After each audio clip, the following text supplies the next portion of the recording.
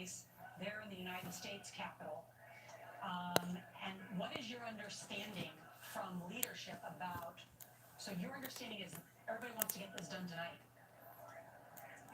Well, from the Democratic side, as I'm chatting with the Democratic senators, I've not had a chance to sit down and chat with the Republican side. The Democratic senators want to chat together, and that has been our consensus we're chatting back and forth. That we want to continue.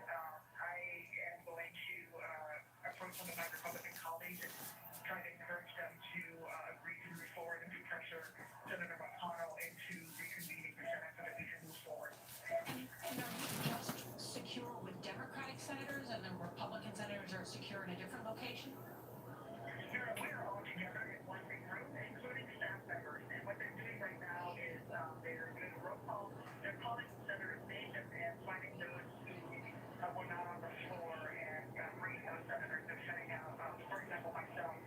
I was not on the floor when the breach occurred. I was actually in the tunnels and was told by Capitol Police not to proceed on the train and the underground tunnels to the floor to go and to very respectable and secure location, which is where I was Okay, when thank you. the other the floor was evacuated. And just a little while ago, a team of Capitol Police came and the team brought me to this upper location where the other senators are, and they proceeded to do that with all of the remaining senators and staff members who are scattered about the Capitol. Didn't happen to be on the floor where the breach occurred. Are all of you able to see what's happening outside the Capitol where we're broadcasting right now?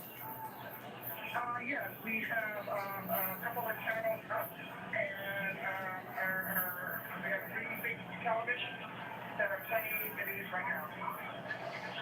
Senator Duckworth, what we see, of course, is, as you know, sunset in just about 10 minutes from now. We see a number of the Metro DC police. We've been told that additional National Guard have been approved by the Pentagon, by the Secretary of the Army, that Maryland and Virginia are also willing to assist. Do you have any understanding to the senators with you about how they're going to move and disperse this crowd? Well, we are getting a briefing every 20 minutes or so from the Capitol Police. They're coming in the room and giving us a briefing. My understanding is that they're working on clearing the Capitol right now, and that we are just holding tight.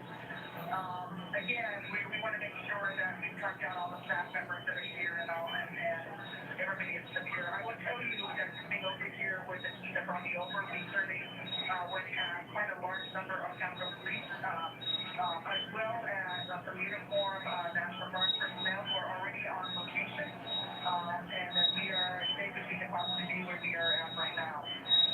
But all that we're seeing on TV right now is just what's being broadcast. It's, I think, is video footage from earlier in the day. It's showing that people are, walking around through the Capitol Rotunda and the like, and we're watching Mayor Bowser's briefing, and I think it's Secretary of the Army speaking right now, so we're watching that as well.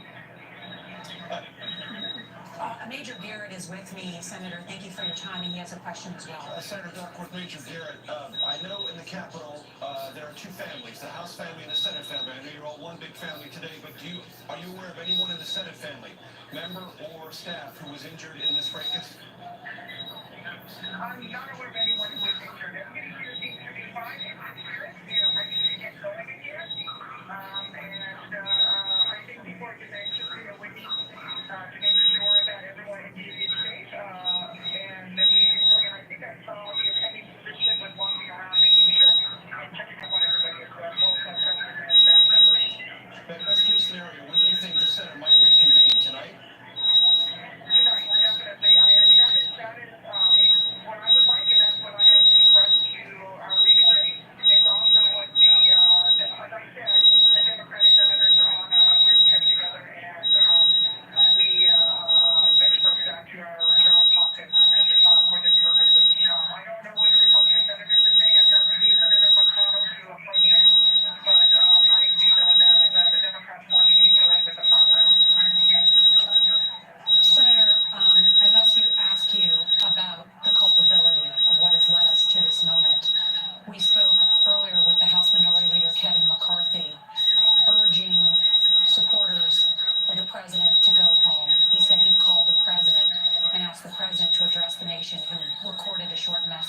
claiming that the election was fraudulent and then saying, time to go home now. Where do you place the blame? The blame for this is Donald Trump. He is the one that has been spreading conspiracy theories, falsehoods. He is the one who is pressuring governors of states like Georgia and secretaries of state of states like Georgia to fine him missing votes. He is the one that is rejecting the results of this election, which have been certified by all 50 governors. It is this president who has incited his supporters to this violence. And even as he did just now, spend barely a minute telling people to go home, he continued to spread lies about the election. This is Donald Trump's fault. He is really responsible for this today, and it is shameful. I can never in my entire adult life, serving both first in the Army and now in the legislative branch, would ever imagine it is the President of the United States of America who would be the one to incite violence and have people storm the steps of the United States Capitol. Never would I imagine that this could possibly happen. And it did today. But you know what? Democracy will prevail. We will not be deterred by this unruly mob. We will continue to move forward and follow the guidance of our Constitution and make sure that we carry out the will of the American people. And then we need to get to work, and we need to come together, Democrats and Republicans, and get help to working families and fight this pandemic and get our economy moving again. And we can only do that together as partners. But we have to get through tonight first. Senator Duckworth, stand by. I want to ask our control room as well to put up in a banner that the DC mayor is not only ordering, but enforcing a 6 p.m. curfew. Because I think the news plays an important role as well in giving out factual information. And it's our understanding as well that what is being broadcast right now outside the Capitol via megaphone is you will be arrested if you are outside after 6 p.m. That is part of the method. Okay, everybody, for anyone that's watching this, they were trying to certify the presidential votes today at the Washington Capitol, and some of the Trump supporters have stormed the Capitol. There has been people shot, and they are still there. And it's mass chaos. They have called in the National Guard.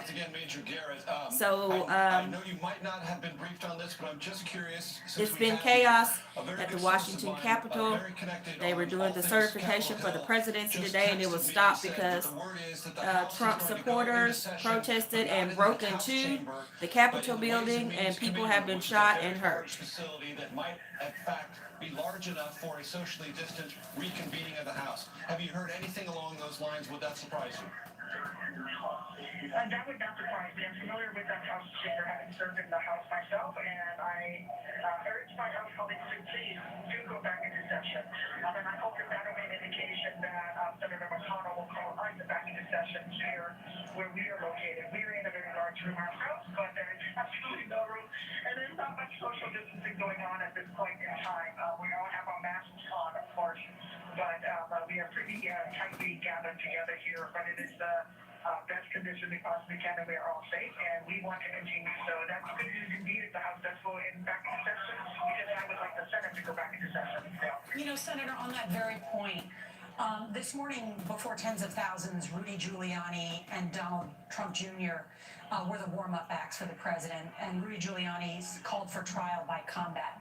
The president's son, Don Jr., told congressmen who weren't going to vote to overturn the election, quote unquote, "We're coming for you."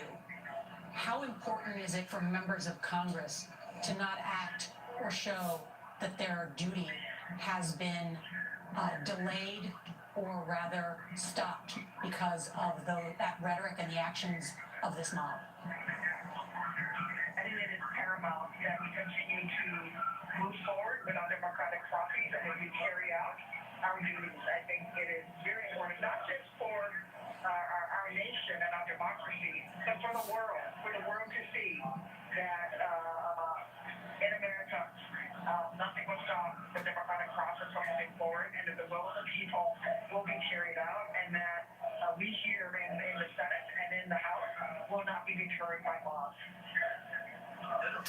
And I think we'll leave it at that. Senator Duckworth, we thank you so much for your time, for sharing what you know, gathered there with all the other senators in a secure location, and with the, as Senator Duckworth first reported, with the electoral votes secure. That, in her words, a very smart, quick-thinking staffer said, let's What's the get most treasure. important piece of paper in this chamber? Or Right. pieces of paper, envelopes. Gather them, secure them, keep your wits about you. I can only say on behalf of the entire American process and democracy, well done. Thank you. Yeah, I'm trying to get a sense of what's going on Capitol Hill. I'm seeing this picture on the west front of the Capitol, that doorway, that window. It appears to me, at first when I thought, all right, one of these supporters brought their welding material with them, and maybe they're welding and opening up the doors, with welding material. Then it struck me that perhaps it's the law enforcement from inside the Capitol shining their bright lights out and saying, move back, in a way to begin the disbursement, with lights. I just can't tell. I wonder if someone can shed light on if Jeff Pegues, I know it's a difficult vantage point, but it does appear that they're essentially, in my limited recollection of what law enforcement carries up there, it appears to be either Is it like a strobe a flashlight? strobe flashlight, either that they carry separate from their weapon, or that might be on some longer weapons up there. And it's just very difficult to tell from this vantage point. I'm being told they are strobe lights from likely weaponry in order to distract that is being used, most likely coming from law enforcement. Right. So they are Hard to using look into that. Right. Imagine that if you were trying to storm the Capitol through that entryway, and law enforcement is shooting back the strobe Right. lights, it is difficult for you to see and move forward. However, you see that group there does not appear to be moved back by it at all. But this is the kind of difficult situation that's going to have to be deconstructed here in the coming hours, with just 59 minutes until this curfew is set to begin in Washington, with a larger law enforcement presence now on scene, and with members of the House and Senate clamoring to reconvene, even if they don't do it in the House and Senate chambers. Yeah. And I do want to be precise in my language, because I do believe that I have called this a protest, which I believe earlier in the day, many of these supporters of the president were engaged in a protest. At this point, it is being called a mob or an insurrection.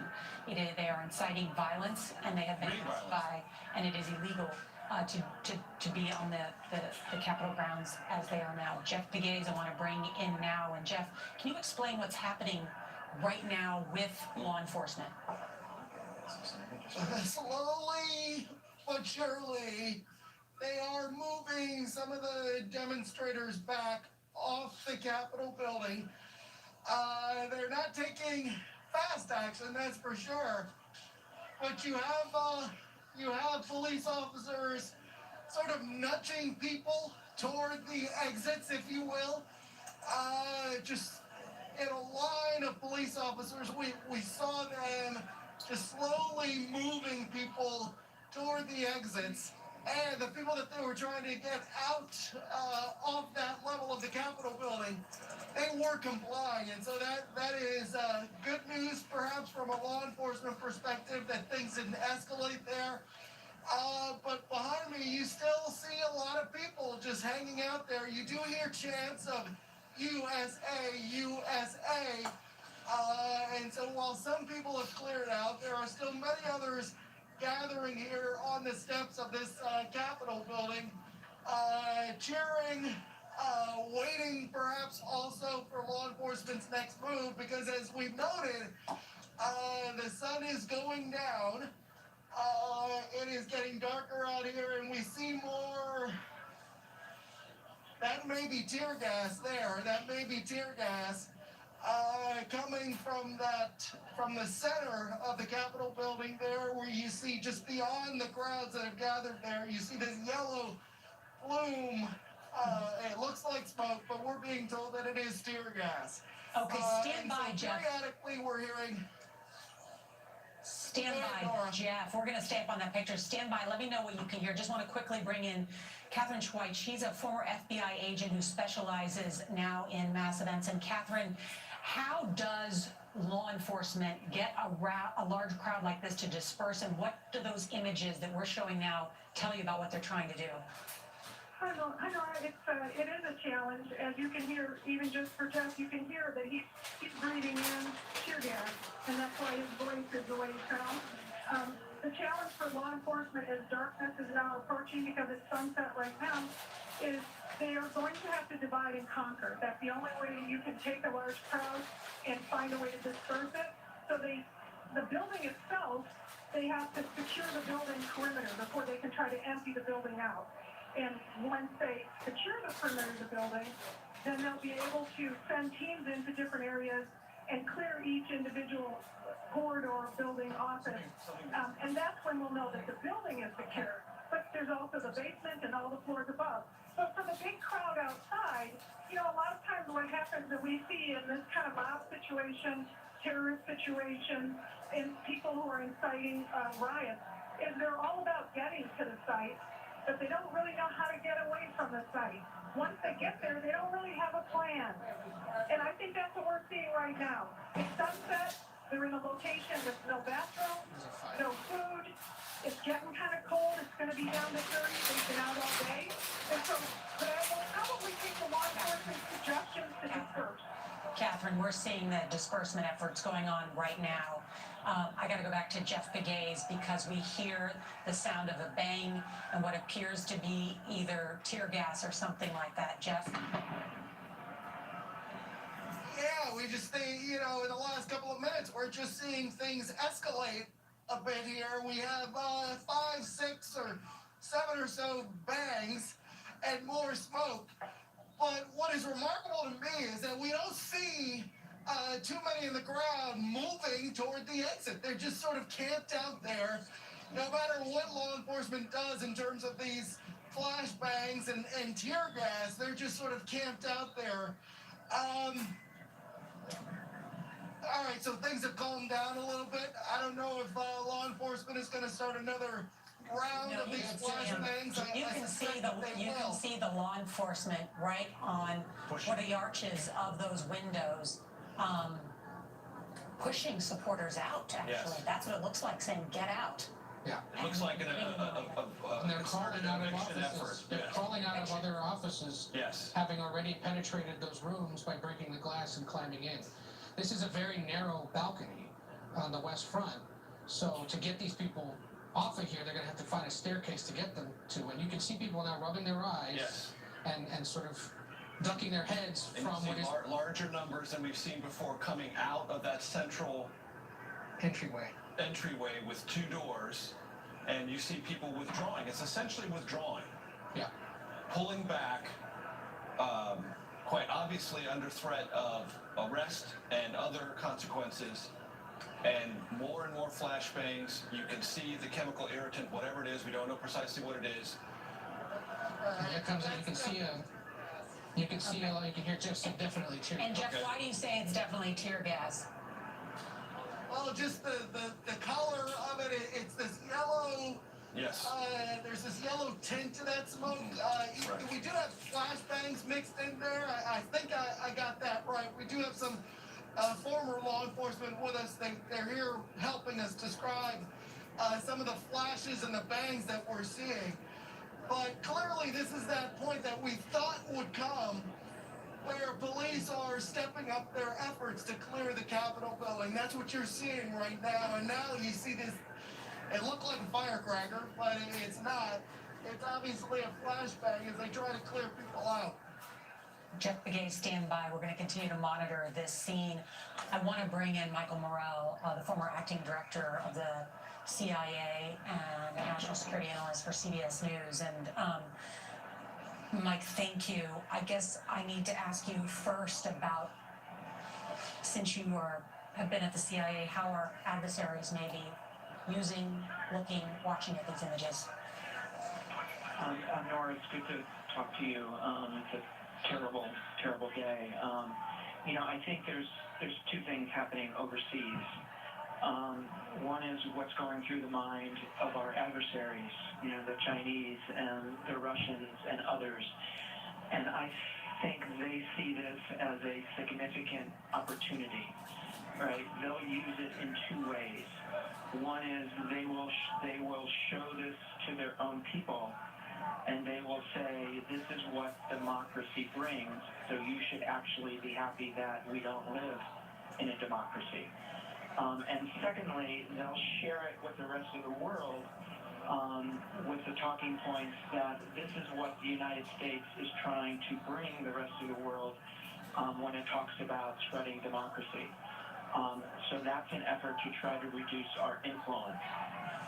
So that's what our adversaries are doing, Nora. What our friends are doing is wondering what is happening. I received a text earlier today from a foreign ambassador to the United States who is back in his capital, and he said he was sitting with his leader trying to explain what was happening here, and he was at a loss for words. He couldn't do it. So I think there's effects here on both our adversaries and on our allies and partners. Do you believe this effort may have been aided by our adversaries? I don't think so, Nora. I think this was, made and created here in the United States. We do know that the Russians did not play significantly in the 2020 election, nowhere near as much as they did in 2016. So, no, I'm afraid we own this one ourselves. Michael, it's Ed O'Keefe. Good to talk to you, though under these weird circumstances. Hello? I'm curious, you served two presidents and would have been I'm in the involved house. in all sorts of I'm watching this exercises, tabletop chaos exercises. that's going on. Was there ever anything like this gamed out or prepared for? No, and that's a really good question. And of all the scenarios where we talked about risks to the United States and risks to our democracy and risks to our country, this was never on the list. We never anticipated anything like this.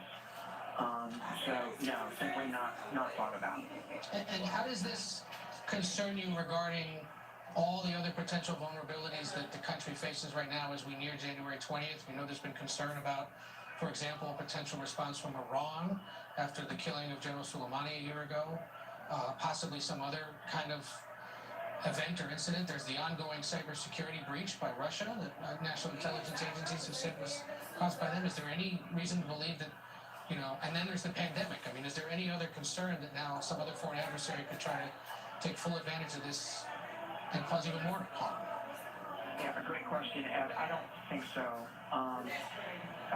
The Iranians, for example, they are keeping their head down, right? They are trying to get to a Biden administration without any trouble between them and the United States, right? They want a nuclear deal again with the United States. So I think they're trying to avoid conflict. So I don't think we're going to see anybody try to take advantage of this in the short term. In terms of how I would rank the risks, what's happening today in our own country is at the top of the list, right? If we can't have a healthy democracy, if we can't have a strong democracy, then pretty much nothing else is possible, right? Good policy is not possible, good foreign policy is not possible, good national security policy is not possible. Your strength as a nation, your national security starts with a strong political system, and we are seeing today that is challenged significantly here in the United States.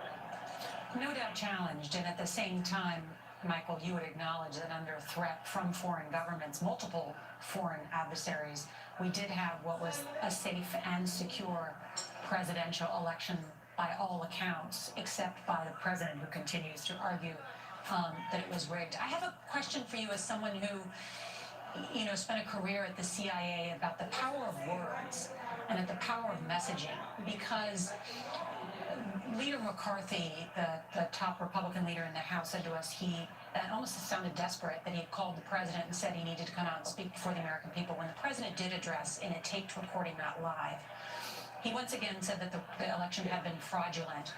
And then he said essentially to what we may now call a mob, they're no longer protesters. He said at the end, "I love you." Right. And I just wonder your take on that, about denouncing, because he'd also told them to come and be wild. And I hope that's not too philosophical of a question, but the power of words.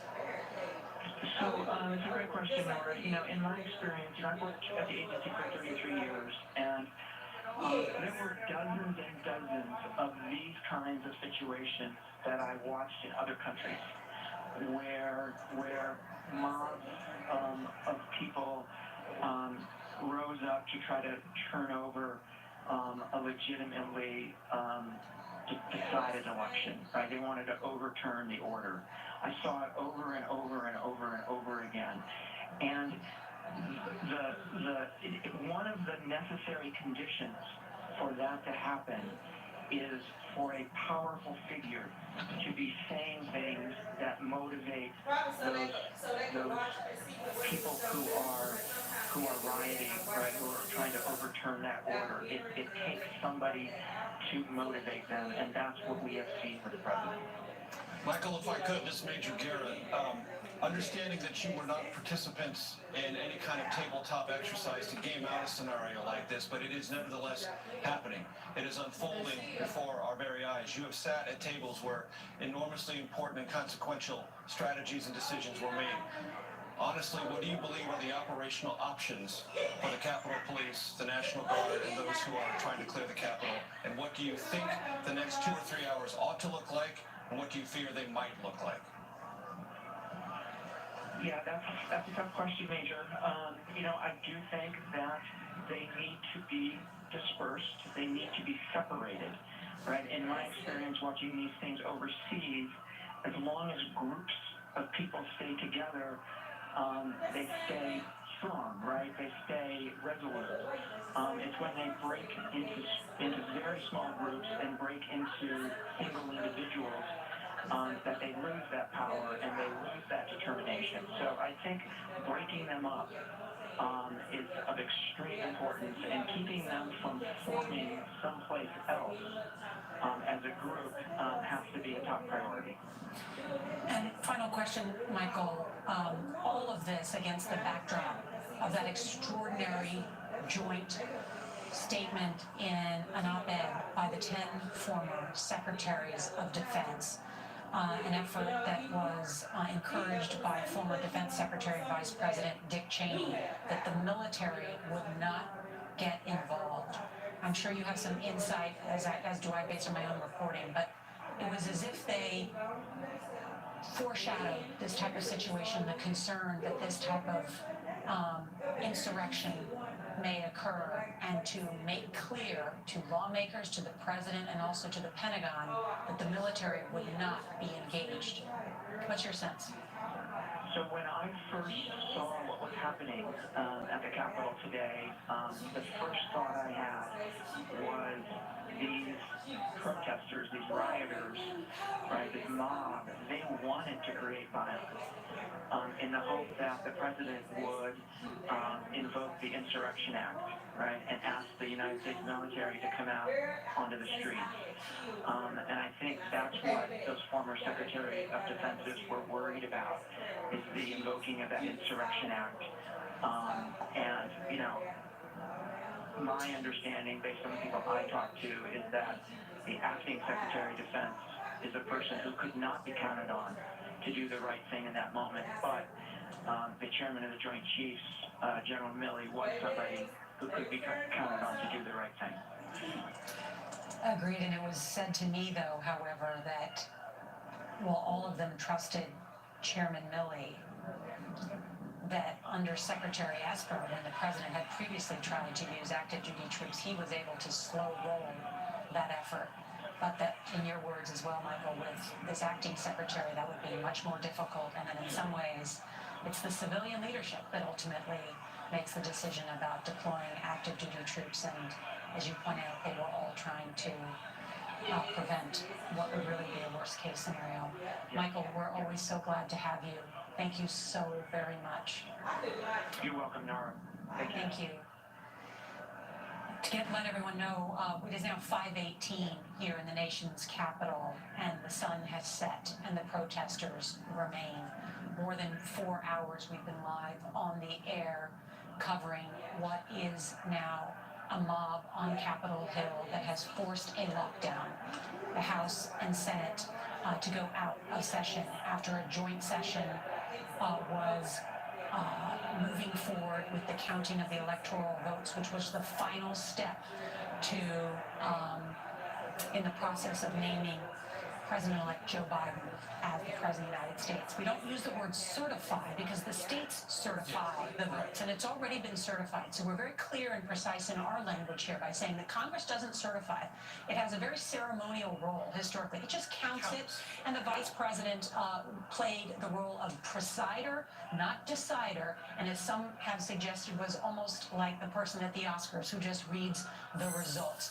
As a result of this mob descending on the Capitol after being incited by the President of the United States, his son, and Rudy Giuliani, this has led to this extraordinarily historic, and historic, it sounds like a positive word, but I don't mean that because we've just never witnessed anything like this in our life, where these supporters of the president have felt emboldened enough to carry this out and place the lives of our DC Capitol Police and law enforcement in danger, to place the lives of lawmakers in danger, to place the lives of public servants who engage in the daily act of legislating in danger.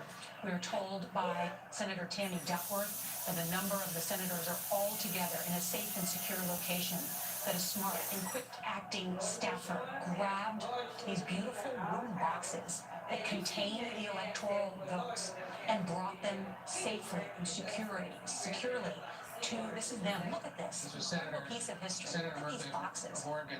They're all in there, essentially. With the senators, they're secure. The electoral votes are secure. The outcome of this presidential election will not be changed. The vice president, who is implored by President Donald Trump to, in his words, be courageous and change it, said, I'm not going to do that. The Senate Majority Leader, Mitch McConnell, who has carried out the will of this president in almost every way, today said, we're not going down the death spiral of changing what is a duly elected President of the United States. There was not the widespread type of fraud that would change the results of this election. It was an extraordinary rebuke by Republican leader Mitch McConnell, not only of the President of the United States, but of some of his own Senate colleagues, including Ted Cruz, including Senator Hawley, and others who said, let's go ahead and challenge this. And had those senators, those 13 senators and more than 100 House members not done this, and challenged and objected to the count of these electoral votes, this would have been the ceremonial, usually 20-minute process, and all would be said and done.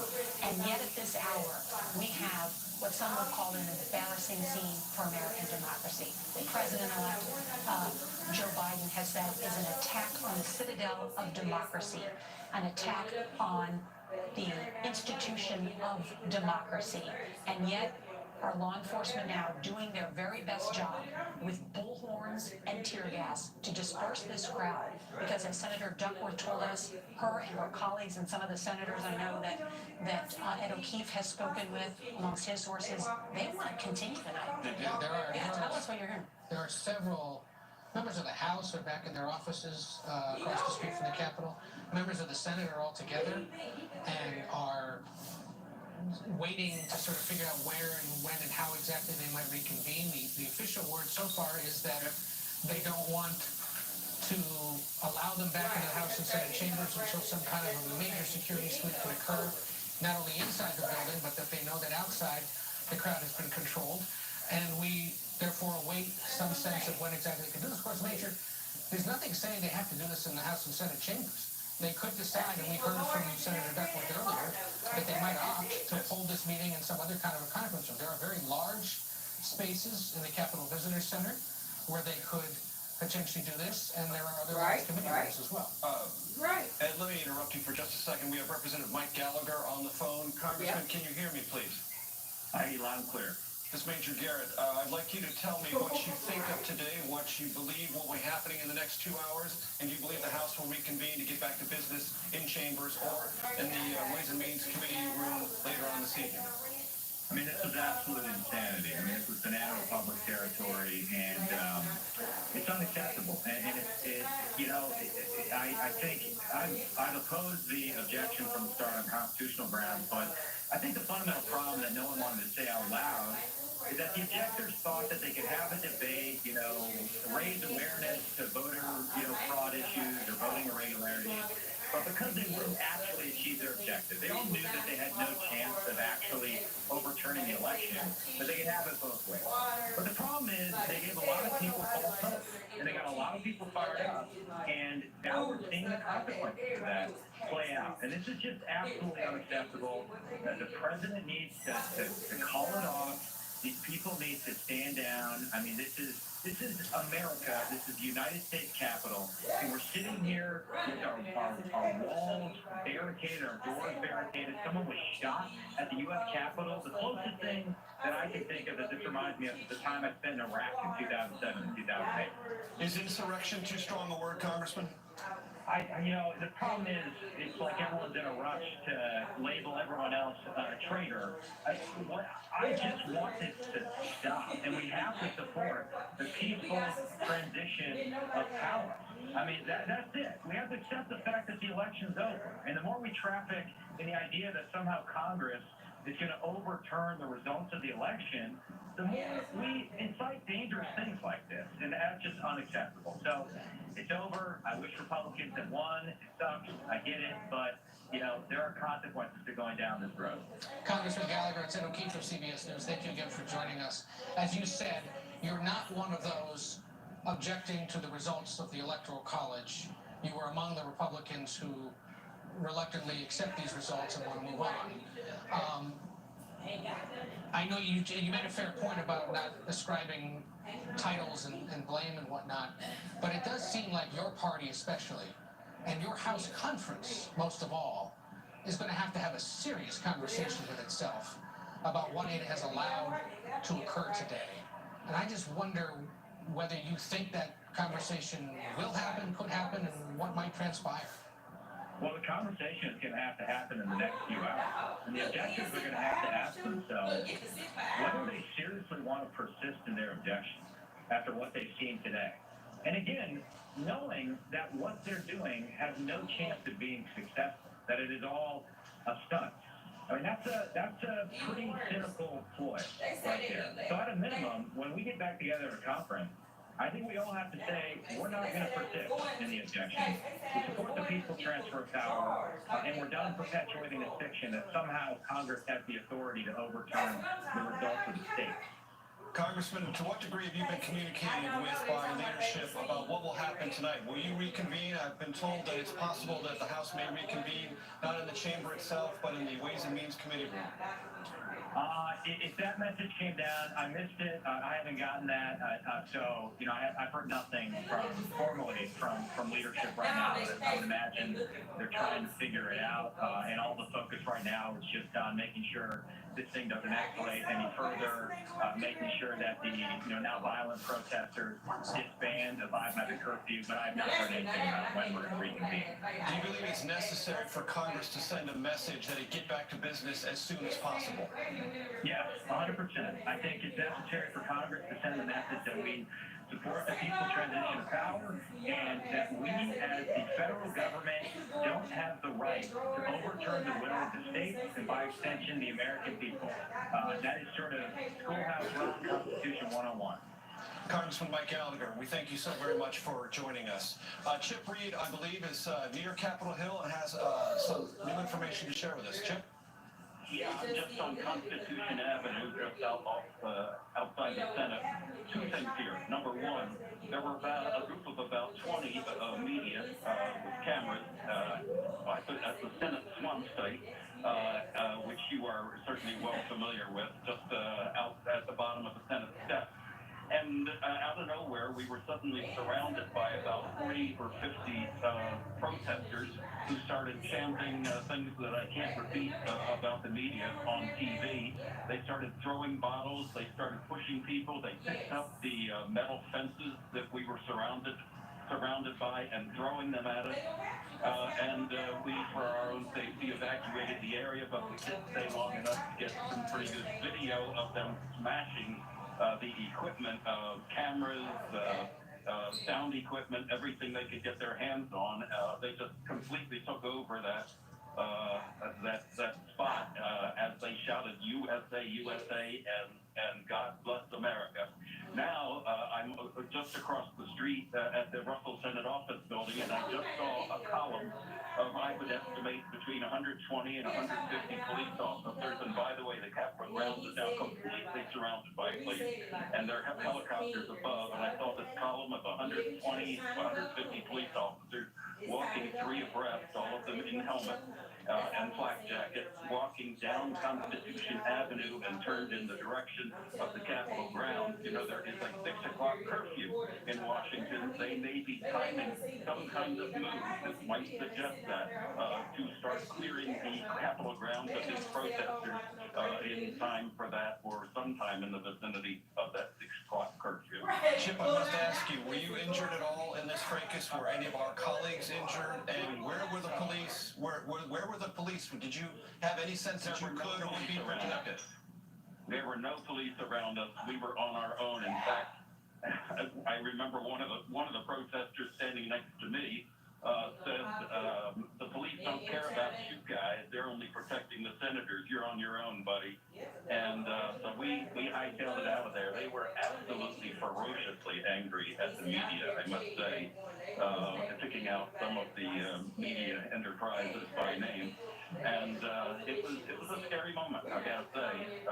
You know, I had a flak jacket and a helmet with me.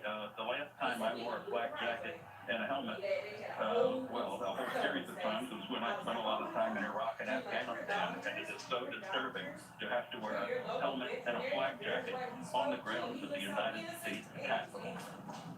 Heartbreaking. And to hear you say that, Chip, I know as someone who's worked on Capitol Hill for many years, it's sad to see this happening at this hour, to have to be wearing a flak jacket and a helmet. Not only anywhere in the United States of America, but near our United States Capitol. And that's what's happening at this hour. You have law enforcement descending on the U.S. Capitol to try and disperse this crowd from the Capitol. It is nightfall now here in Washington, D.C. The mayor of the District of Columbia, Mayor Muriel Bowser, has ordered a citywide 6 p.m. curfew. It's my understanding that it has been communicated to protesters that that curfew will be enforced by arrest. It appears they have already used tear gas and other materials. I want to bring in Jeff Pegues, who is right there on the scene. And Jeff, has that messaging had any effect? Slowly but surely, I think it is having an effect out here, Nora. We see a line of police officers in the rotunda here, pushing the crowd of protesters back. And in fact, if you look here to my left, you will see that more of the protesters are streaming from this area, which suggests that police are being more successful in their efforts to clear this Capitol area. Now that the sun has gone down, nightfall has come, and that curfew that you mentioned is fast approaching. So their efforts are paying off a little bit more. We see that there are stragglers there waving their American flags, sometimes chanting USA, USA. Certainly law enforcement, as you noted, has picked up the pace in terms of getting this area cleared. Jeff Pegues, who is right there just off the west front of the Capitol, where 2 weeks from now we'll be covering the inauguration of President-elect Joe Biden, which is what today was supposed to be about. Really a ceremonial effort in a joint session of Congress to count the electoral votes, and then tens of thousands of Trump supporters coming from the White House, incited by the President of the United States, and encouraged to incite violence, and that's exactly what they carried out. There has been violence on Capitol Hill. A woman shot, transported to the hospital in critical condition.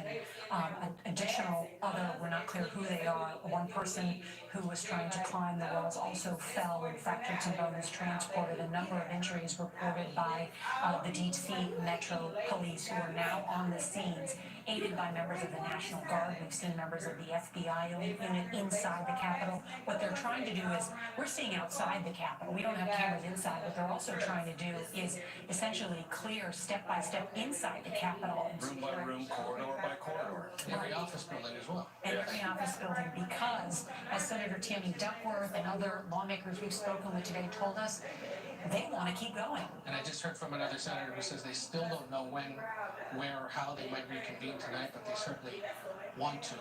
Stick and stay. And I think, do we have that shot of the west front of the Capitol again? With the expansive look at the lawn? That right there you can see is This is Pennsylvania Avenue. Hard to tell. control room. Do we have a sense of where exactly that is? Either way, what we were conveying with images a little while ago is that while this is an intense crowd, it is not a large crowd at this point. It has begun to thin, it appears, and with the exception of what Chip Reed just reported to us, a full-on assault of members of the media on the east front near the swamp site. That's an area just at the foot of the Senate stairs on the east front of the Capitol. That area is largely empty, it appears, by all the video shots that we've seen, the live footage. So it appears what remains of the crowd has concentrated to the degree it has on the west front. And I would just point out that for those who are chanting God bless America and USA, USA, that is utterly incompatible with assaulting members of the media. Your First Amendment right to assembly is guaranteed in the Constitution. So is the free press. And they are not at odds. They're only at odds when you act like criminals, as those people who tried to attack Chip Reed, our other colleagues, and destroy their equipment did just moments ago. It's an excellent point, and the freedom of the press and the freedom to assemble and others was enshrined in the First Amendment, not the 11th Amendment, the First Amendment, for a very reason, which was to, as the framers talked about, to hold public and powerful officials accountable, as Madison talked about. I'm showing you now live pictures. Come on, guys, go home. You hear the Metro Police trying as peacefully as possible. Let's listen into this.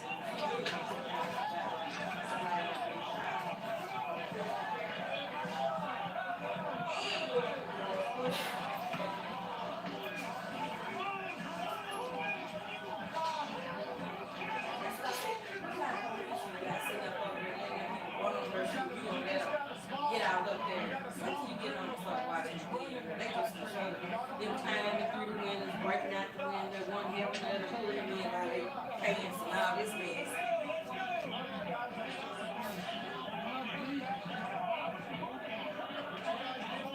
These supporters of the president, but supporters of Jesus, gathered as well, concerned about and protesting, which is a right, but this has gone beyond protesting, as has now placed the laws of law enforcement and others in danger, as well as the destruction to federal property and disrupting the work of lawmakers and diligent public servants. And you Honey, heard enjoy the show. the You're audience gonna be heard seeing all kinds of. one of the protesters as he walked away said there's a small criminal class that runs this country.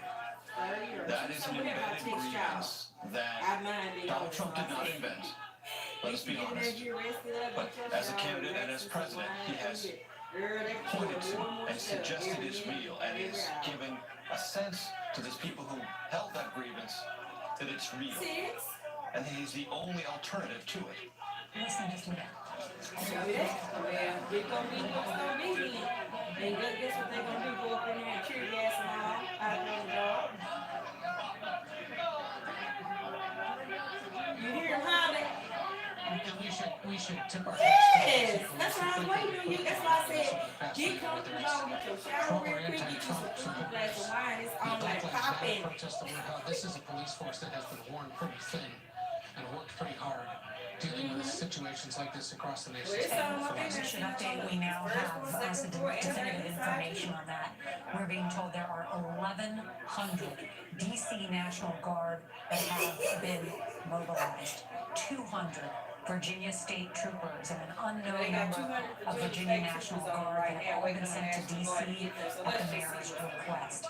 500 Maryland National Guard and state troopers. Montgomery County Police has sent 53 members of their special events response team, an all hands on deck. Look at this picture as the Capitol is lit up white tonight to give law enforcement a clear picture and to remove those. And the reason, as Alan He, our Capitol Hill reporter who just spoke with Senator Manchin, he said to Senator Manchin, what's the plan for tonight? And Senator Manchin told Alan He, we plan as soon as they get everything cleared, but we're going to go back and do our business.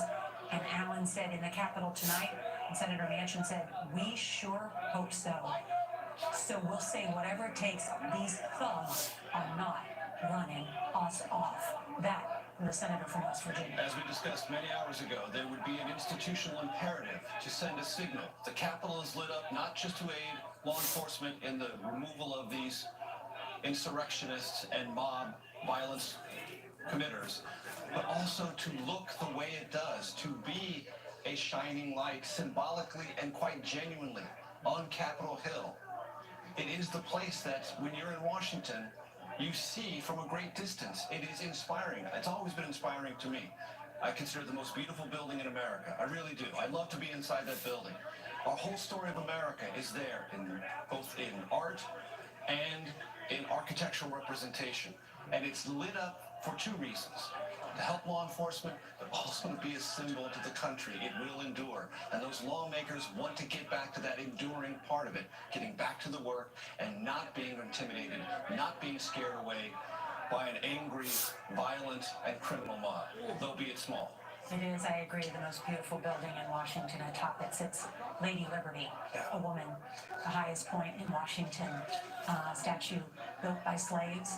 And now, today, we learned that the first black senator from the South will represent the South in a true changing of America. Georgia, yes, from Georgia, yes. It's funny, while we sit here, it seems so insignificant, but when the day began, it was quite significant. The Democrats won both those seats in Georgia. There is now Democratic. Have we actually announced that we've called Yes, it? we have. I know. But we haven't on the air. No, but can we do that? Major, I actually did ask a little while ago. It was thought that we should stay in the moment here, but I told because yes, we missed the boards, yes. That moment about just what happened, because this is just what we're witnessing live at the moment. We should stay, but it is, that has eclipsed in some ways what is a significant shift of power. And that's why there was over $500 million spent on those two Senate races, because it controls the future of this country. Legislatively, I mean, it's the most very extremely powerful, which is why Congress, there's talk that, that Wall Street, that the markets would tank as a result if Democrats took control. They did not. But we are reporting at this hour, and had just a few hours ago, that the Democratic candidate for the Senate, Jon Ossoff, who is a 33-year-old documentary filmmaker, has defeated the incumbent Senator David Perdue in what has been now is at about 30,000 votes there. We had earlier called in the middle of the night but for the other Democrat running in that race, Reverend Warnock, who is the pastor at Ebenezer Baptist Church, where Martin Luther King once presided, and he defeated the not the acting senator, but the She replaced Kelly Kelly Loeffler, filling out the unexpired term of Johnny Addison. she was never an elected senator. She was just filling out an expired term of Kelly Loeffler. And running for the opportunity to do that, So and was now, defeated.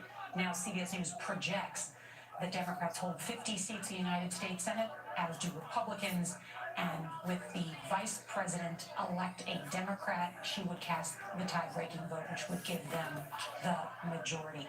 We want to return now to Capitol Hill and see exactly what's happening there, because you see law enforcement trying to disperse protesters. We are now just 18 minutes away from 6 o'clock. That is the curfew that has been enacted by the mayor of the District of Columbia, which she has made clear will be enforced by arrests. My guess is the jails may be full tonight, given the number of protesters still out there. And Chris Van Cleve has been in the crowds. Chris, tell us what you're seeing about the efforts to disperse these protesters. Well, Nora, we're on the western front of the Capitol here. You can see it's a much different scene than when we last spoke to you. A lot fewer people here. The Capitol Police have deployed a series of flashbangs, some smoke. Some people were complaining about pepper spray or tear gas as well. That has certainly helped thin the numbers of people that are out front of the Capitol here. There's still a number of people right up along the Capitol base there that are continuing to protest. But for all the talk about what happened inside the Capitol today, a lot of the people that gathered out here did so peacefully. They were here to protest, here to be heard. And many of the folks were just as surprised to hear about what transpired inside the Capitol as everyone watching at home. We have seen not only Montgomery County Police, but a large number of Fairfax County, Virginia Police come into the Capitol area as they've been moving forces into the area, not only from D.C., but Maryland, Virginia.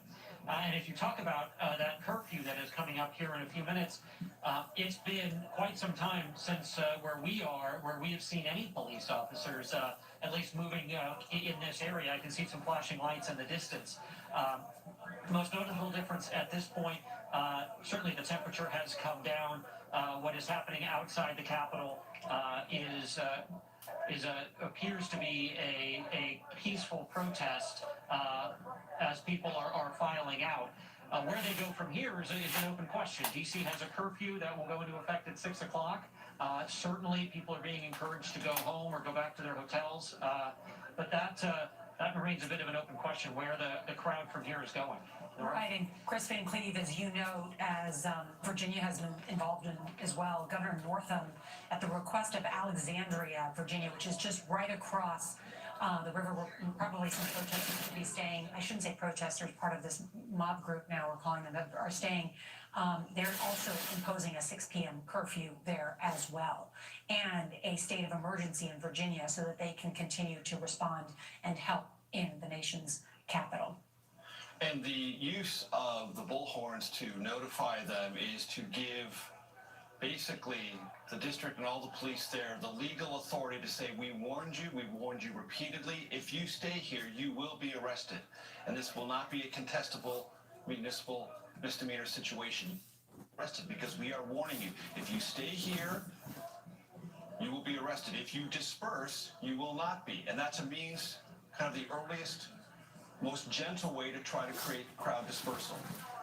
Warn them repeatedly, give them fair notice, and then see if they withdraw. And as they withdraw, you begin to create a calmer situation. We are beginning to see that begin to materialize, which, I don't want to get ahead of this, might be a positive sign. We've got some breaking news right now. Let's go to Nancy Cordes on Capitol Hill. Nancy, what are you hearing? Nora, Congresswoman Debbie Dingell, who is a Democrat from Michigan and a close ally of Speaker Pelosi, has just tweeted that they have been told that the Capitol is now secure, the inside at least, and that they should now get back to fulfilling their duty of certifying the 2020 election. If that is true, if the entire Capitol complex is now secure, that is pretty remarkable, because there are an endless number of corridors and offices and nooks and crannies and hideaways that would need to be checked to ensure that there is no one left inside this complex who doesn't belong here. I mean, we have been all day long of protesters or mob members, whatever you want to call them, toting out podiums, We saw one guy with his feet propped up on Nancy Pelosi's desk. So people clearly fanned out across the Capitol complex. But Debbie Dingell is a reliable individual who I know you know well as well. And I can tell you from talking to lawmakers on both sides of the aisle, they really do want to get back to work tonight to finish ratifying these electoral college results, both because they know that this is a job that needs to be completed and because they want to show that Congress is not going to be intimidated, cowed, delayed from doing important work by an unruly mob like this. So there is a lot of work going on behind the scenes right now to figure out exactly where and when they would be able to resume safely. But for hours now, various lawmakers, their aides, have just sort of been gathering in their offices, essentially, waiting for more word about what is going to happen next. The one person we haven't heard from at all is Senate Leader Mitch McConnell. He has not released a statement. He hasn't come out anywhere and spoken on camera since his speech on the Senate floor earlier this afternoon. And of course, we're all waiting to hear what he has to say and what House Speaker Nancy Pelosi has to say about what's going to happen next. We're just now hearing some kind of announcement over the loudspeaker here in one of the Senate office buildings. It's a little bit hard to make out what it is they're saying. They may be warning individuals about this impending curfew, but this is the first time we've heard a message like this inside the office building today. Here in the Russell Senate office building, Nancy, which is just to the north of the Capitol. Hey, one question. You mentioned we hadn't heard from Leader McConnell. Do we know the whereabouts of Speaker Pelosi? And do we have any sense that House and Senate leaders have spoken today about what to do? We have not gotten any information from their aides about where exactly they are, where they were taken initially and where they are now. They've given us absolutely no information. In fact, I haven't even heard back from Leader McConnell's aides when I've texted them repeatedly to find out what's going on. I've talked to many other aides and lawmakers, but not McConnell's office itself. I think that there's no question that he's pretty busy right now. He's both trying to figure out whether and how they can resurrect this ratification process safely. But also remember, he's got to deal with an insurrection within his own party. These 13, 14, 15 Republican senators who, at least earlier today, wanted to challenge the Electoral College results. What are they going to do now? Have they had a change of heart? Are they at least paring back the number of states that they want to challenge? And so these are the kinds of things that he needs to really get a feel for before he can decide what his next move is. We are reaching an important, thank you, Nancy Cordes, we are reaching an important moment. We are now just 10 minutes away from the DC curfew at 6 p.m., which is to be enforced by arrest. You can see the police, these pictures now, pushing back this mob, telling them to go home. Chris Van Cleve is right there. Chris? Well, Nora, the group of people we were talking about up at the base of the Capitol, you can see here the police, Patsy Panover, you can see the police here with their riot shields and their helmets have pushed the crowd back to the street now, completely clearing the west lawn of the Capitol. These demonstrators, these protesters are not happy about it. They've been hurling a lot of obscenities at the police as they've been pushed back. They feel they have the right to be on the Capitol grounds. They see it as public property and that they should be able to be there. The police, and these look like Fairfax County, Virginia police uniforms, have moved the people back, trying to get people to go home. Of course, we're just minutes away from D.C. enforcing a curfew. Doesn't sound like all of these folks realize that there's a curfew that's been put into effect either. So, but you can hear the yelling. That's being directed at the police here.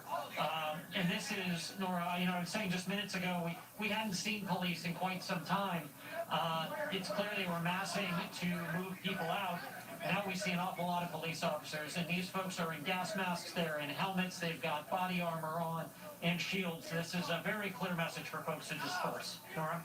Yeah, and if people want to compare these images to foreign countries, remember that in a foreign country, most of those protesters or that mob would have been shot dead by now. Right. That's the difference with America, the United States of America. That the law enforcement in this instance, is trying to peacefully de-escalate and push them back. Now, there are exceptions to that, as we know, and different people are treated differently by the police. That has been witnessed this year, and we've covered those stories. But at this moment, you see what is a job by law enforcement from all around what we call the DMV, which is DC, Maryland, Virginia effort, trying to secure the United States Capitol so that they can continue with the work of the day. Chris, are you still there? It's Ed. Yes, Nora, I'm here. It's Ed, Chris. I'm curious, who are these people out on the streets? Are they predominantly out-of-towners? Are they men? Are they women? Are they young? Did they come from different parts of the country? Do we have any sense of that? Yeah, most of the people we talked to today were folks that were from out of town. One man as far away as Montana, another came in from Los Angeles, one from West Virginia. In fact, one of the people that was walking away from here a few minutes ago was asking, where is the town hall? If they've got a curfew, I want to protest at the town hall. So, and also, D.C. Not that far from it. is a heavily right, they're not far. D.C. is a heavily Democratic community. The people that live in Washington, D.C. Were not, by and large, Trump supporters. So it doesn't surprise me that you saw people coming from outside of the area. We know that flights into D.C. last night were very full, and that they had a lot of Trump supporters on them, based on videos and things that were posted to social media. So this is a lot of out-of-towners. We saw everything from some very, very old to people that had brought their children out here, and sort of everywhere in between. Looks like, a lot of the Chris, it folks. looks like largely a white male crowd. Yeah, it was a predominantly white crowd. There was a mix of men and women, but predominantly white men. I think that's a fair thing to say about the crowd today. The folks that we talked to would make the point that they said, look, we're the good Midwestern folks who feel like we haven't been heard, they're hoping their message was heard today, and they wanted. I was talking to a woman actually right about here, right before the police got here, and she was questioning who the bad actors were that actually went into the Capitol, who that mob was, because she said that doesn't sound like Trump supporters, and she was shaking her head at it too.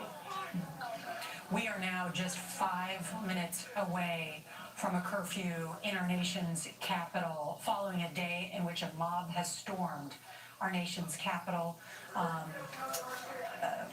and inflamed all by angry Trump speech earlier in the day and his supporters. We heard from the president-elect Joe Biden, who called on Trump to demand an end to this siege. President Trump, in a videotaped message, then said to the crowd, go home and we love you, and once again repeating the falsehood there had been a fraudulent election. A number of senators and lawmakers still on Capitol Hill. Earlier we had heard that they were evacuated. To be clear, we've heard they're still there. They're actually, for the most part, our understanding is that they're on Capitol Hill, that they plan to act tonight to carry out what was the business earlier in the day. And now you can see what an extraordinary picture right there. Law enforcement in front of a lit up U.S. Capitol. Right, and to Chris's point from a moment ago, there might be those who will be disbelieving that this was Trump supporters who stormed the Capitol. It can be unambiguously stated that it was. They draped Trump flags on the Capitol, adorning it as if they were taking it over by some manner of force. It strikes me, Nora, that we ought to pause for a second and remember what the president said at his acceptance speech of the Republican nomination, standing in front of the White House back in August. He said that Republicans were the party of law and order, that Democrats, if elected to the president and other seats in Congress, would unleash lawlessness in our country, and they would inflict mob violence on monuments, on sacred parts of the American community, and in our streets. Just take that in for a second. Remember those words from the president. He said them. He said those were the stakes, at least in part, of this presidential election. That Democrats would unleash mobs that would attack our most sacred values, institutions, and streets of our country. He didn't say it once, he said it more than once. One other point, Nora, and I think you were beginning to allude to it. All of us have covered, at one dimension or another, the new quest for social justice in this country, and that sometimes the application of police force is disproportionate and affects people of color differently. People that I've gotten to know in that community have texted me today saying to me, Major, if this group, this assemblage, was all people of color and doing exactly the same thing, they would have been treated manifestly differently, and it would have been much uglier. Yeah, I think that's something that we should put on the table and at least take note of. Absolutely, and in other corners of social media, because a lot of this was ginned up on social media, but on other corners of social media today, where these people don't go, there are a lot of people saying that. That if this even had a hint of diversity to it, it would have been handled different. Because overwhelmingly, we've seen it with our own eyes all day, folks. This is a predominantly white crowd, and there are people across the country who are observing this and thinking it might have gone a little different. True or not, it's an emotion that I think, based on what you've seen, what's been texted to me, has to be regarded as real and part of this fabric that is strained and stressed in this country. The police chief of Washington, D.C. says that these pro-Trump mob has deployed chemical irritants on police. They did earlier in the day in order to break into the United States Capitol. They have declared the scene a riot after one person, a woman, was shot inside the Capitol. A short time ago, he said that 13 arrests have been made, all people from outside the area. And the mayor of the District of Columbia, Muriel Bowser, has said the behavior of those on the Capitol Hill was shameful, unpatriotic, and above all, unlawful, and that this behavior will not be tolerated. And there you hear law enforcement now essentially clearing the west front and east front of the Capitol. Lawmakers on Capitol Hill have been told that the Capitol is now secure.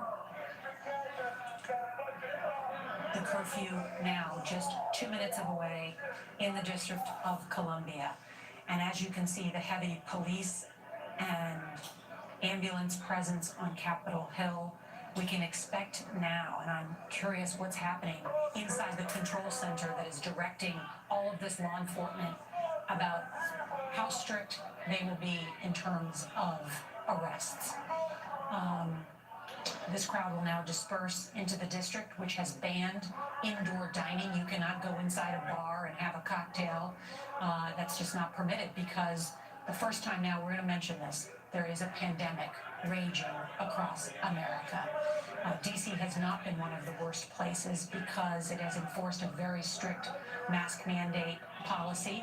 And of course, is now under a policy of no indoor dining in many. And was very limited even when it extended that. Right. A little news from congressional leadership. A lot of the clamoring to reconvene has come from rank and file members throughout the day, but not the leaders who set the agenda. Senator McConnell, the Republican leader, is encouraging fellow senators that they will resume tonight at some point in order to project strength after what went on today. And Congressman Jim Clyburn, the House Majority Whip, the lead vote counter for House Democrats, says that they will resume tonight, continue the business of, he uses the incorrect word, certifying the Electoral College votes, but a signal from House leaders that run the floor that they will reconvene. You know, and I'm gobsmacked now reading the statement by former President George W. Bush, who has just put out a statement saying this is how election results are disputed in a banana republic, not our democratic republic. I am appalled by the reckless behavior of some political leaders since the election and by the lack of respect shown today for our institutions.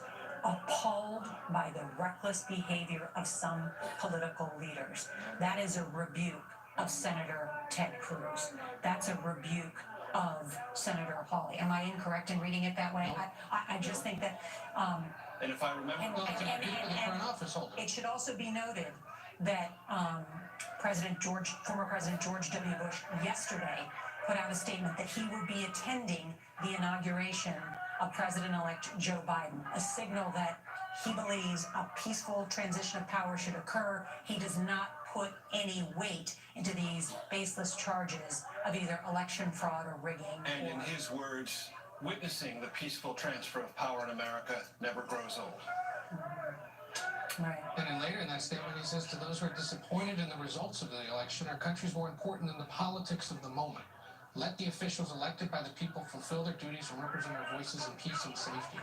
May God continue to bless the United States of America. And that statement from the former president echoes something that Mike Gallagher told us just a little while ago, that it was his opinion, Republican member of the House, and some of his colleagues thought that they were just playing with small kindling, that this really wouldn't go anywhere, and that they were just associating themselves with a sense of anger in the country and mistrust of the election, but that they were essentially using procedural blanks, that it wasn't live ammo. And his point is, actually, it was, and you should have known better, and not only were you incautious, but you are partially to blame for that which we've seen play out in the United States Capitol. Quite obviously, a set of circumstances none of us, in our wildest and darkest imaginings, could have imagined. One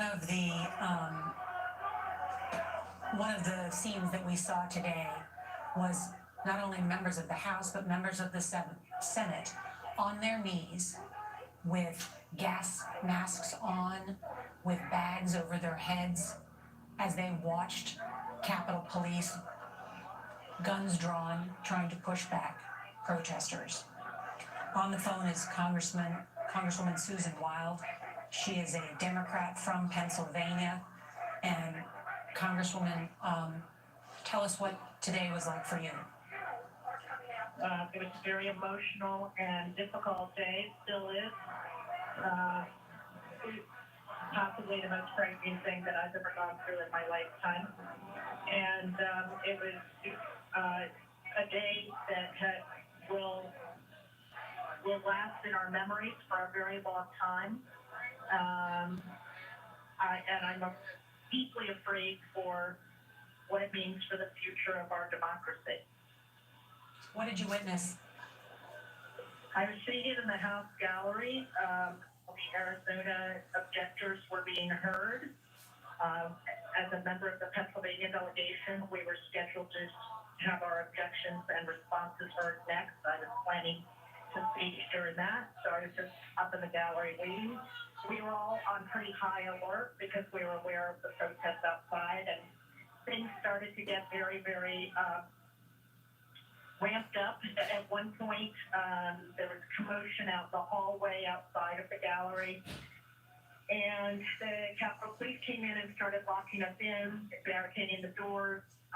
Obviously, that was a very frightening, intense situation. The Speaker of the House and a few other in leadership were removed from the House floor. Somebody came, I think somebody from the Sergeant at Arms came over the microphone and told people to look under their chairs for gas masks that were encased under there, which we did. And then when we were told to sit and be quiet for a long time, I don't have any concept of how long, and then suddenly we were told to evacuate. And because of where I was in the gallery, we could only evacuate through one door, which was clear on the other side of the House floor. And so I and about 15 or 20 other members were among the last. And then all of a sudden, they wouldn't let us evacuate anymore. They barricaded the doors and said there were intruders again in the hallway.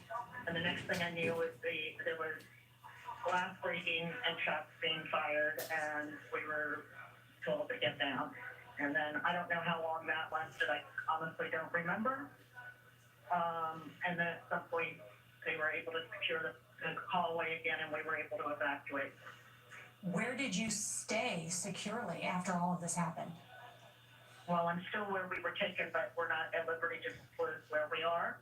There's about 300 to 400 of us in one location, and we've been here ever since we were evacuated. And all of you are packed in there together. Yes, Are you concerned about coronavirus? very much so. It's what I would call a COVID super spreader event. About half of the people in the room are not wearing masks, even though they've been offered surgical masks. They've refused to wear them. Who are these people? People from the Republican delegation, not all of them by any means. I don't mean to suggest that they all have, but some of the newer members that are freshmen this year are openly flaunting that they will not wear a mask or refusing to put a mask on. And just as a reminder, Congresswoman, are all members of Congress required to be tested? We're not required to be tested, but testing is readily available every day that Congress is in session, and most of us take advantage of that, at least when we first get in before we go back to our respective districts. So you predict a number of lawmakers may contract coronavirus after this event? I'm not gonna predict anything, but it's certainly exactly the kind of situation that we've been told by the medical doctors not to be in, close proximity, especially with people that aren't wearing masks. I mean, we weren't even allowed to get together with our families for Thanksgiving and Christmas. And now we're in a room with people who are flaunting the rules and very much crowded in here. I'm sorry to hear that, Congresswoman. I hope that you were able to stay safe. I must ask you, we've heard now from the former President George W. Bush, who has called this mob attack on the Capitol an insurrection. He didn't even call it disgraceful. He rebuked the reckless behavior, he said, of lawmakers who engaged in these objections. How would you characterize what happened today? I haven't heard that because we don't have access to television in here, but I am glad to hear that President Bush has made that statement. I agree with him completely. I think, frankly, we've been told that we are going to go back either to the House floor or some other location in the near future and meeting today to resume business at hand of approving the electors. I would like to see the objectors withdraw their objections, but I'm quite certain that they won't be doing so. And then we'll probably be here late into the evening or the early morning hours while we finish the business at hand. And I think he's absolutely right. I think President Bush is absolutely right. Congresswoman Susan Wild and as describing how a number of lawmakers are all packed in together at what she called a potential super spreader event of coronavirus, with Republican lawmakers not wearing masks as all of them wait to take the next step and potentially fulfill the duties that are outlined within U.S. law about counting the electoral votes. We should once again just let everyone know that the D.C. curfew is now in effect. The law enforcement has enforced the securing of the United States Capitol. You can see law enforcement has cleared the west front of the Capitol. They have been told that inside the Capitol is secure, and yet the lawmakers are still secluded and kept in this secure area. Although a group of them, the Republican Senate objectors, or those that were planning to object today, are now meeting separate from the rest of the Senate. They were being held in a holding room. We were getting pool reports of reporters who split up to monitor the place, and one of them tells us that Senators Braun of Indiana, Ted Cruz of Texas, Josh Hawley of Missouri, and others are meeting in a separate room together outside of the larger room where the rest of the Senate is being held. These are the folks that have to signal to the rest of the Senate how far and to what extent they want to take the objections. What their intentions are, and so we'll see whether they give us some sense of the path forward. That would help hasten things, or give us a sense this could still take a while. And yet the words of former President George W. Bush, who said he is appalled by the reckless behavior of some political leaders since the election and by the lack of respect shown today for our institutions, our traditions, and our law enforcement. He called this a congressionally mandated meeting of Congress, and that it should move forward and not be inflamed by falsehoods and false hopes, in his words. So the senators that Ed just referred to have a very big decision to make, because if they cease objecting to any state, Arizona or any future state, then the objection heard from a House member is not carried forward. There is no debate. It is ruled out of order. That has happened before. Matter of fact, the last time it happened, former Vice President Biden was the one to gavel those objections from Democrats from the House floor out of order because they were not endorsed or seconded by a senator. If these senators withdraw and basically say, you know what, we're not going to object to this, then this process on the procedures laid out under law would not go forward in any robust way. House members would object, they would be ruled out of order, there would be no 2 hours of debate for each chamber, and this process would move much more as it has in the past. It is an enormous consequential moment for these senators, because if they continue with this, they have to explain on what basis are they continuing to object, and in any way, shape, or form are they fueling that which we saw play out unimaginably and grotesquely in the Capitol But today. couldn't they be fueling it if they don't do something at this point? If they don't follow through with at least some of it? Couldn't these people come right back tonight and try to do it again? That's going to be part of the calculation, potentially. There is a way to describe what would be happening. We thought about this.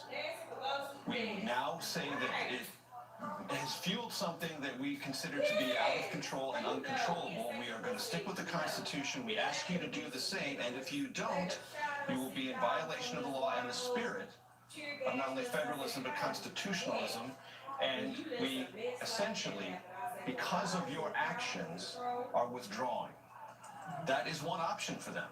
As you quite accurately point out, Ed, another political option is to say, no, we're going to continue this, but don't be as aggressive. Do you think, and does anyone at this table think, that puts the genie anywhere closer back in the bottle? I have my doubts. And we have some breaking news and some sad news to share with you. CBS News has learned that the woman who was shot earlier inside the Capitol has died, per law enforcement.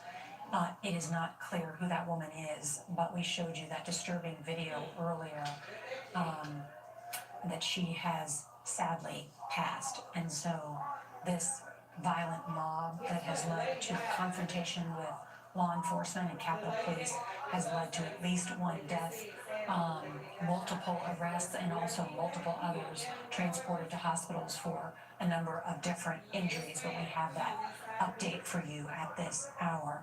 There is also, because of what has happened and the seriousness of what has happened, former President George W. Bush saying it's more like what happens in a banana republic, not a democratic republic. There are now calls for Vice President Pence to invoke the 25th Amendment, even though there are just 2 weeks left in President Trump's term. I want to bring in David Becker, our election law expert, to explain what that means and why those calls are taking place. David? Well, I think the calls are understandable, given right now there might be questions about whether the president is fit to remain in office during the next 2 weeks, given his incitement to violence, his inability to really de-stoke the grievances that he's been stoking for so long. And how the 25th Amendment would work is if it's deemed by the Vice President and majority of the cabinet that the president is not able to fulfill his duties, they then send a letter to Congress, and the Vice President becomes acting president for a period of time until they withdraw the letter, or the president sends another letter saying, I actually can fulfill my duties. Then the Vice President and the majority of the cabinet could again send a letter making their case for him to be removed from office. That's one possibility, of course.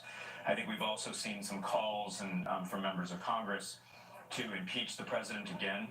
And of course, that can happen at any time. He could be impeached, and then if the articles of impeachment are passed by the House, the trial would go to the Senate, and that trial in the Senate could be very, very quick as well.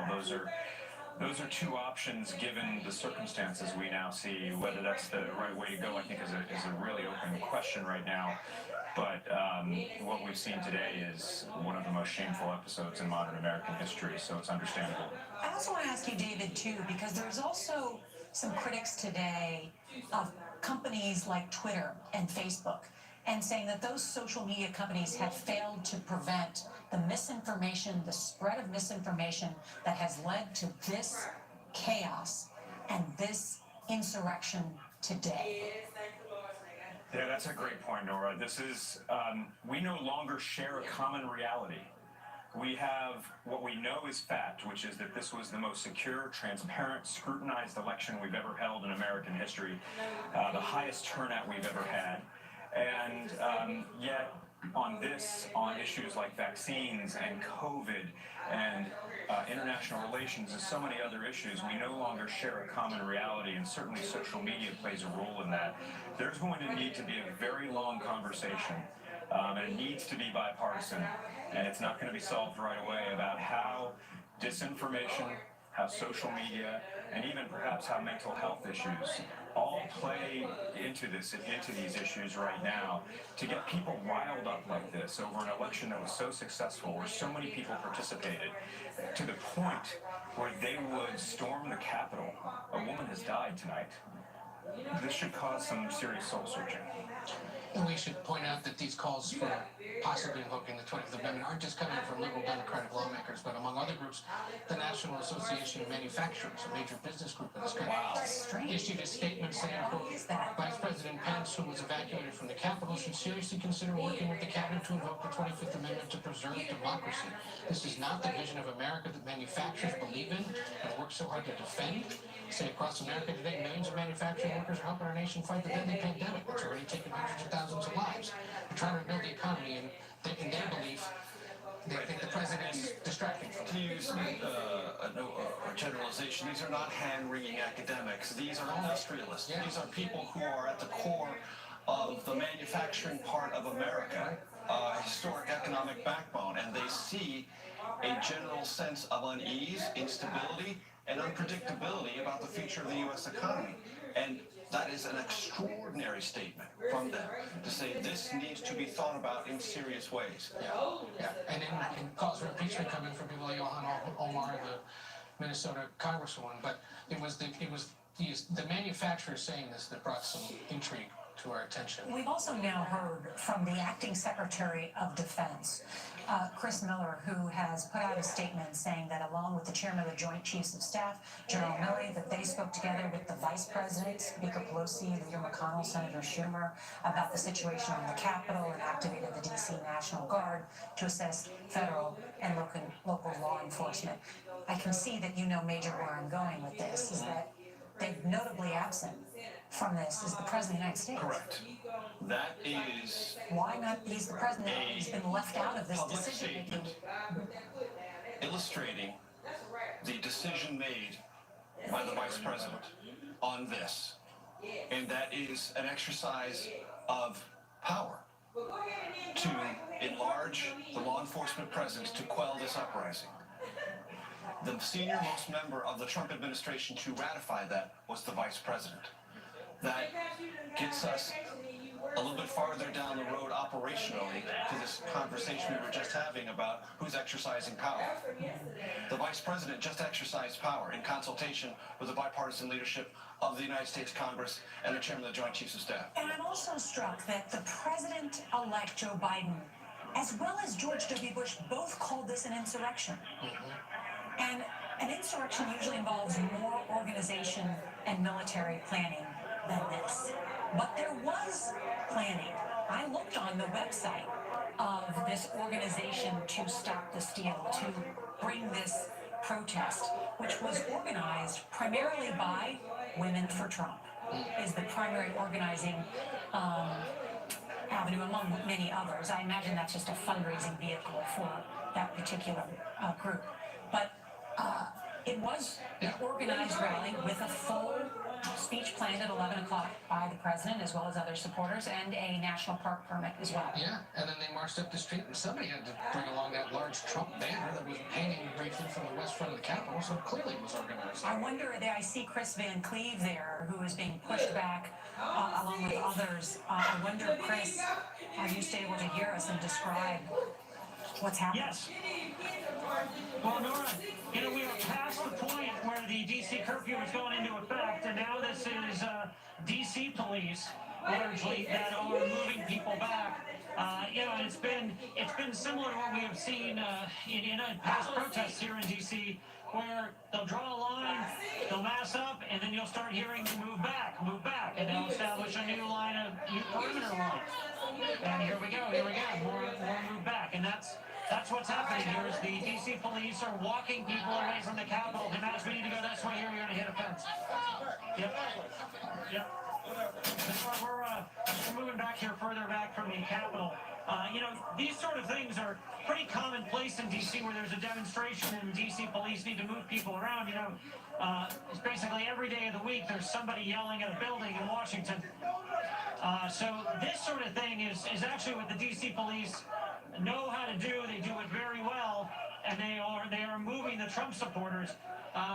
Mass, you can see there are still some of the Trump flags and things up ahead here that we're walking towards as we're being moved along by the D.C. police. And where are you right now, Chris? National Guard, the D.C. Sure. So we are. We're right at First and Delaware or so, right by the reflecting pond that's in front of the west front of the Capitol. Yeah, I was going to say that's still pretty close to the Capitol. Got it. Still pretty close to the Capitol, but certainly backed off of the perimeter, no doubt. Yes, absolutely. And the crowd has gotten smaller, Nora. I think that's important to note. The D.C. National Guard are on scene here. We carry uniforms with shields that are part of this law enforcement action that's pushing these demonstrators back. From the Capitol, we're walking towards the National Mall now and the Native American Museum. It has certainly been a remarkable day here. It was